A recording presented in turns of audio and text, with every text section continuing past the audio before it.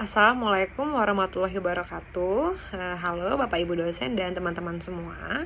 Hari ini saya ingin berbagi secara singkat mengenai topik yang sangat relevan di dunia bisnis saat ini, yaitu intelijen bisnis dalam era globalisasi. Nah, seperti yang kita tahu, globalisasi bikin dunia bisnis ini makin luas dan makin cepat. Informasi datang dari berbagai arah dan persaingan tidak cuma lokal tapi juga lintas negara. Hal ini membuat perusahaan harus lebih gesit, adaptif, dan tentunya harus bisa mengelola data dari banyak sumber untuk bisa bertahan. Nah, disinilah pentingnya intelijen bisnis atau BI. Nah, BI itu kan semacam otak data yang membantu perusahaan mengumpulkan dan menganalisis informasi supaya ia dapat mengambil keputusan yang tepat. Seperti yang dijelaskan, bisnis intelligence ini membantu melihat tren pasar, kemudian memahami perilaku konsumen, sampai mendukung strategi ekspansi global. Nah, ada contoh misalnya Amazon pakai BI ini untuk rekomendasi produk yang disesuaikan dengan kebiasaan belanja pelanggan di tiap negara. Juga ada Unilever, dia juga pakai BI untuk menyesuaikan promo di Asia, di Eropa maupun di Amerika. Jadi tiap-tiap negara itu pastinya ada penyesuaian promo yang berbeda. Nah, dalam penerapannya, BI global ini nggak semudah kelihatannya, terutama di e-commerce ya. Ada 3 tantangan utama itu antara lain. Yang pertama adalah integrasi data antar negara. Jadi dia sistem tiap negara itu kan berbeda-beda dan itu bikin data susah disatukan. Kemudian terkait masalah regulasi privasi seperti GDPR di Eropa. Nah, itu kalau misalnya kita salah kelola data pelanggan, itu kita bisa denda besar. Kemudian ada perbedaan budaya dan selera konsumen juga.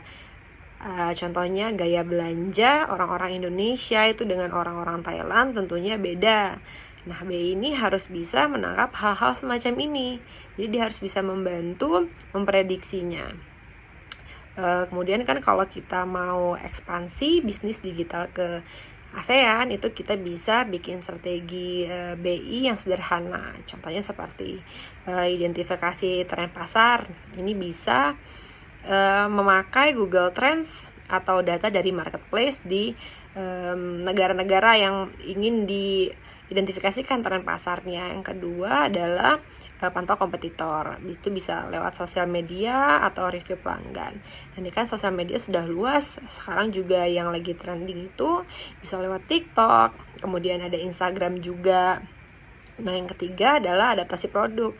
Nah, ini berdasarkan preferensi lokal ya. Misalnya promosi yang dilakukan di Indonesia itu misalnya lebih cocok pakai TikTok karena penggunanya lebih banyak di TikTok. Nah, kemudian mungkin di Malaysia berbeda. Kemungkinan di Malaysia itu yang penggunanya banyak ada di Instagram. Jadi dia harus mengikuti preferensi lokal ini.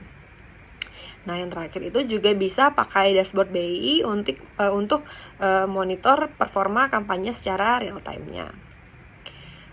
Kemudian peran BI juga dalam menghadapi regulasi global, itu kan perusahaan harus selalu taat hukum.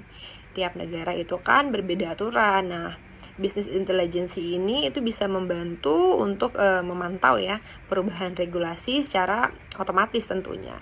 Ia bisa memberikan seperti notifikasi kalau ada undang-undangan baru atau peraturan-peraturan baru. Itu lalu dapat membantu perusahaan untuk menyesuaikan kembali nih operasionalnya mereka.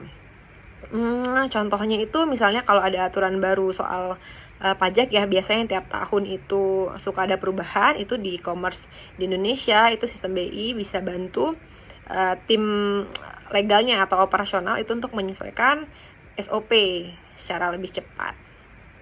Jadi kesimpulannya, BI di era global ini dia bukan cuma soal teknologi data ya, tapi juga soal kecepatan, kemudian etika, dan juga kepatuhan. Nah, perusahaan yang bisa memanfaatkan BI ini secara cerdas di dunia yang serba cepat ini tentunya akan punya keunggulan besar dalam bersaing, baik secara lokal maupun global atau internasional. Begitu saja paparan dari saya. Kurang lebihnya saya mohon maaf.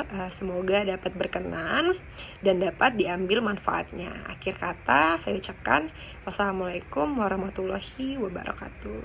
Terima kasih.